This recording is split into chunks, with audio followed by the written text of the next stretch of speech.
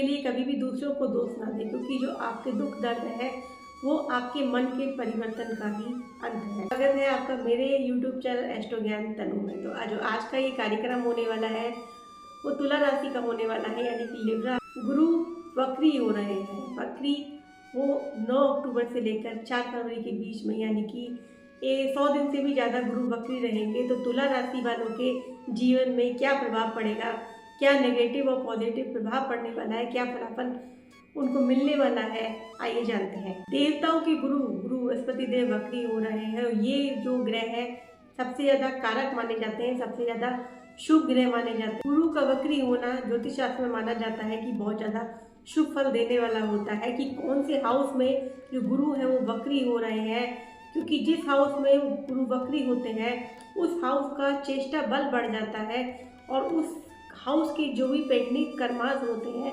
यानी कि जो चीज़ें आपकी पीछे रह गई थी, आप पूरा करना चाह रहे थे, वो इस सब वक्र काल में आप पूरा कर पाएंगे।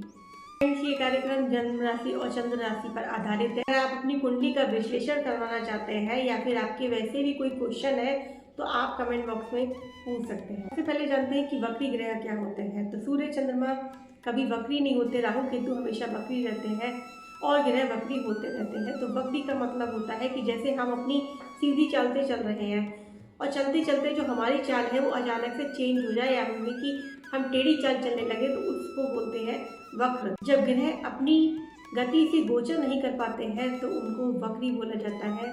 ग्रह सूर्य से डिग्री वाइज दूरी बनाकर चलते हैं या फिर दूरी बना लेते हैं तो वो ग्रह वक्री ग्रह कहलाते हैं। गुरु जो है आपके अष्टम भाव में गोचर कर रहे हैं, यानी कि अष्टम भाव में वक्री हुए हैं और गुरु जो है आपके तीसरे और छठे भाव के स्वामी हैं। जो है आपके तीसरे और छठे घर के स्वामी होकर 8th हाउस में वक्री हुए हैं। तो तीसरा जो घर माना जाता है वो साहस पराक्रम का माना जाता है, स्मॉल ट्रैवल का भी माना जाता है। तो तुला राशि वाले इस समय कुछ छोटी छोटी यात्राएं कर, या फिर आप हो सकता है कि समाज से बहुत ज़्यादा इंटरेक्ट करना, समाज से बहुत ज़्यादा मिलना जुलना, छोटा मोटा कोई कार्यक्रम करना इस समय में हो सकता है। तो जो तीसरा घर होता है वो हमारा ऑनलाइन का भी माना जाता है।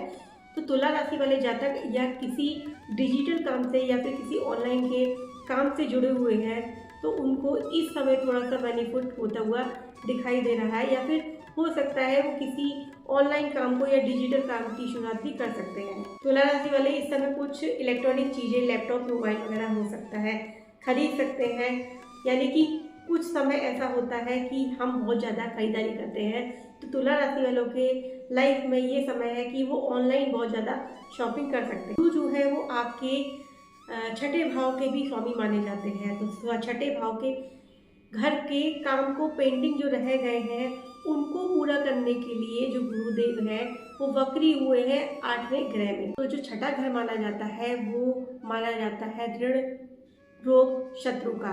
तो यहाँ पर देखा जा सकता है कि इस समय तुला राशि के जो जातक हैं कोई छोटा मोटा लोन ले सकते हैं, वो पर्सनल, बिजनेस, होम लोन कुछ भी हो सकता है। अक्टूबर से लेकर 4 फरवरी तक जो गुरुदेव वक्री हुए हैं, तो जो लोग लोन लेने की प्लानिंग कर रहे थे या फिर लोन लेना चाह रहे थे उनके लिए बहुत ज़्यादा अनुकूल समय है। जो 6th हाउस होता है वो आपकी शत्रु का भी होता है। तो हो सकता है कि यहाँ पर थोड़े बहुत आपके शत्रु बढ़ सकते हैं, या आपके वर्क प्लेस पे, आस पड़ोस में जो लोग आपसे थोड़ी बहुत जेलसी रखते थे वो बहुत ज़्यादा, अब उनको बहुत ज़्यादा जेलसी होने लगी। कुछ परिवर्तन भी आपको अपने जीवन में देखने को मिलेंगे, यानी कि 6th हाउस जो है वो आपका रोग, ऋण, शत्रु का है।